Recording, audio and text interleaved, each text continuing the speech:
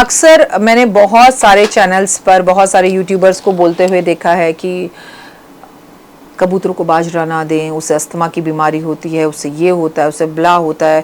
पहले ज़माने के लोग इतना घर में कबूतर पालते थे, अपने आंगन में ही कबूतर बैठे रहते थे। हाँ देखिए, कबूतर घर में आकर दाना खाए, कबूतर गंदगी बहुत मचाता है और कबूतर को शास्त्रों के हिसाब से बहुत ज़्यादा शुभ भी नहीं माना जा सकता। लेकिन अगर हम सिर्फ यही सोचते रहेंगे, जैसे मल्टीपल बिल्डिंग्स बनती जा रही हैं, चिड़िया तो दिखती ही नहीं है दिल्ली में, मुझे आपके घर पे दिखती है नहीं दिखती पता नहीं, हमारे यहाँ तो नहीं दिखती है।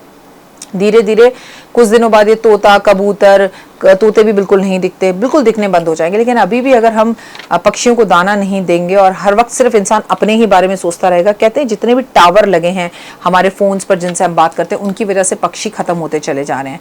लेकिन क्या आपको पता है, ये हमारा धर्म और हमारा कर्तव्य है कि अपने घर के आसपास बैठे हुए पशु पक्षियों की रक्षा करना, उन्हें खाने के लिए भोजन देना। इससे आपका दुर्भाग्य भाग्य में बदल सकता है। कैसे, पहले ही सुनिए। आज़ादी से पहले जो संघर्ष था, आज़ादी से पहले जो संघर्ष था वो समाज और राष्ट्र की भलाई के लिए था, वह समाज और राष्ट्र की भलाई के लिए था। आज जो संघर्ष है वो मैं और मेरा परिवार, बस इसी के लिए है। मतलब अब हम राष्ट्र के लिए, देश के लिए नहीं लड़ रहे हैं, मैं और मेरे परिवार के लिए लड़ रहे हैं। बस जिस दिन ये संघर्ष राष्ट्र में बदल जाएगा और उस दिन हमें ज़िंदगी में भला होने लगेगा। हमें इतना भ्रमित किया जाता है, कोई हमें कहता है वो हमें 15 लाख देगा, कोई हमें कहता है वो फ्री की बिजली देगा, कोई हमसे कहता है कि वो हर महीने औरतों को 1200 रुपये देगा, 1 लाख रुपए महीना देगा। मतलब हमारी राजनीति का स्तर इतना नीचे गिर चुका है कि हर कोई हमें कुछ ना कुछ देकर ही जीतने की कोशिश कर रहा है। कोई हमें ये नहीं कह रहा कि वो हमें नौकरी देगा, कोई हमें ये नहीं कह रहा कि वो हमें रोजगार देगा, कोई वो हमें ये नहीं कह रहा कि वो हमें अस्पताल देगा। तो इस विषय पर सोचने की ज़रूरत है। तो अगर हम नहीं सोच पा रहे तो आइए अपने कर्म, सरकार नहीं सोच पा रही तो अपने कर्म हम खुद अच्छा कर कर अपने सोए हुए इस भाग्य को जगाएं। नमस्कार, सुस्वागतम, वेलकम, अभिनंदन, ओए होए, सुबह की राम राम। कैसे हैं आप? आपका दिन शुभ और मंगलमय रहे। पक्षियों को दाना खिलाने से क्या क्या फायदे होते हैं, आइए मैं बताऊं। सबसे बड़ा फायदा तो ये हमारी रिस्पॉन्सिबिलिटी है, ये हमारी जिम्मेदारी है। और सबसे बड़ा, मैं खिलाती हूँ तो मुझे पता है, मुझे मन का सुकून मिलता है। वो मेरा इंतजार करते हैं, वो मुझे पहचानते हैं, वो मुझे देखते हैं, तो मुझे बड़ा अच्छा लगता है। मुझे ये लगता है कि आज इंसान को नहीं पहचान रहा, लेकिन ये पक्षी हमारा इंतजार करते हैं। मैं गाय को, जो आवारा गाय है, उसे रोज सुबह खीरा खिलाती हूँ, वो मेरा वही खड़े होकर इंतजार करती है। और आप यकीन नहीं मानेंगे कि कभी अगर मैं उसे ना देखूं, वो उधर से आ रही है और मैं इधर से हूं, तो वो मेरी गाड़ी के पीछे दौड़ती है। जस्ट बिलीव मी, ऐसा होता है मेरे साथ। और वो मुझे देख कर ऐसे ऐसे ऐसे ऐसे करना शुरू कर देती है कि आ गई। और अगर जिस दिन मैं लेट हो जाती हूँ, कि आज जैसे गणेश चतुर्थी थी तो मैं आज गणेश जी की पूजाएं कर रही थी, तो मैं उसमें लेट हो गई, तो वो मुझे देख रही थी और मेरा वेट कर रही थी। और अब जैसे ही जाओ, वो आपको प्यार का से आपका वेट करना शुरू कर देती है। और निश्चित ही जब मैं आपसे श्राद्धों में 15 दिन वो चमत्कारी रोटी खिलाती हूँ, और आप अगर एक ही गाय को खिलाते हैं तो अपने एक्सपीरियंस से बताइए, आप में से बहुत सारे लोग ऐसे होंगे जो ये जानते होंगे कि गाय वाकई में इंतजार करती है और पक्षी हमें पहचानते हैं। आइए बताते हैं, यदि पक्षियों को पानी दिया जाए, चारा दिया जाए, पक्षियों को दाना डाला जाए, तो आपकी कुंडली में अगर किसी भी तरह का कोई दोष हो, तो वो दोष, कैसा भी दोष हो, आपको पता भी ना हो, आपके पास कुंडली ना हो, तो वो दोष खत्म होने लगता है। खासकर तो पितृदोष, खासकर तो राहु केतु का दोष।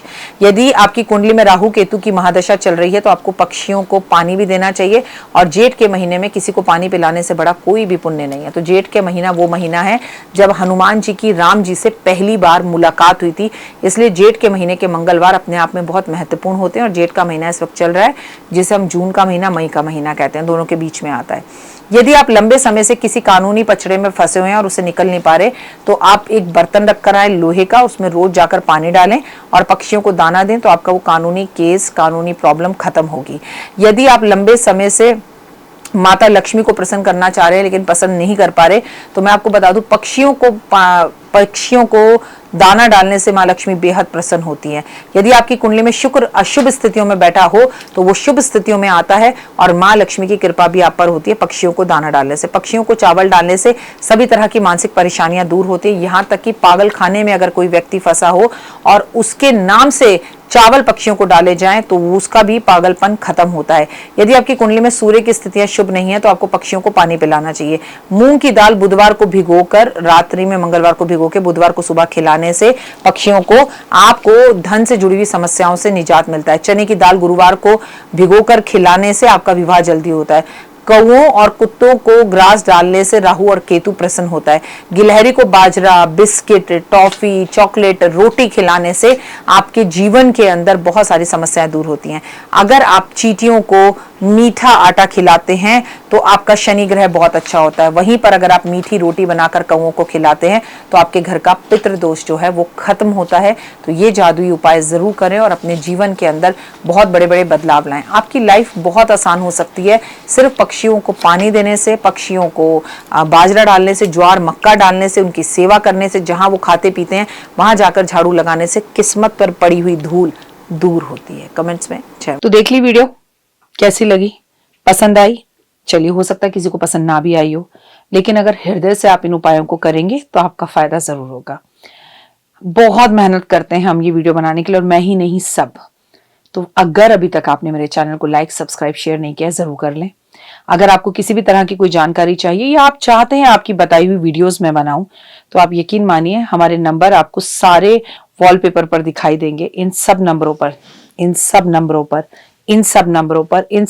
पर आप हमें तुरंत कॉल करें, और कॉल कर आप हमें मैसेज करें, व्हाट्सएप करें कि क्या वो विषय है जिस पर मैं आगे वीडियो बनाऊं।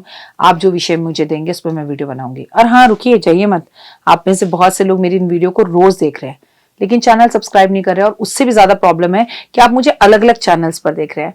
मेरा असली चैनल यही है, सिर्फ यही डॉक्टर वाई राखी एस्ट्रोलॉजर चैनल पर ही मुझे देखिए और कहीं नहीं। ये मेरी आपसे रिक्वेस्ट है। जय माता दी। जीवन में है समस्या, नहीं मिल रहा तकलीफों से छुटकारा, नहीं मिल रही मनचाही नौकरी, टूट गया है विश्वास, सास से आपकी बिल्कुल नहीं बनती और खत्म हो गई है आस, भगवान से आपका विश्वास उठ चुका है।